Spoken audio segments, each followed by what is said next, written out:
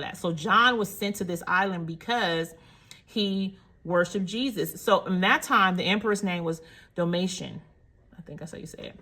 And he wanted emperor worship, right? He wanted people to worship him as their Lord and their God. So John refused because he only worshiped Jesus. So as a result, Domitian sent John to Pontimus as punishment. So basically he was in prison. Okay.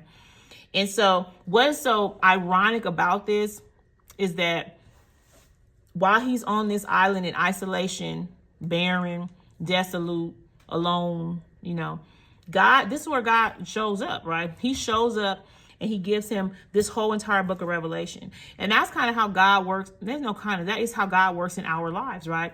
When you think you're in a barren season, when you think you're in a place of isolation, where you think you're like being punished, right? You're in prison or trapped in a situation.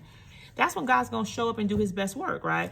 What the enemy meant for your harm, God will use for your good, right? So even though Domitian thought he was imprisoning John because John wouldn't worship him, God is still always orchestrating everything, right? He knew this was going to happen, and he needed John in this place of isolation so that he could give John this book of Revelation. So a lot of times when we find ourselves in these situations where we feel alone, we feel isolated, God he knows what's happening. He's going to use that as an opportunity to give you something, to push you into your greatness, to push you into your destiny.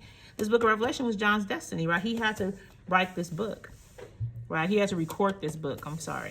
He had to record this book. And so he had to be in the space where God had his full attention. And that's where he had it on the island of Patmos.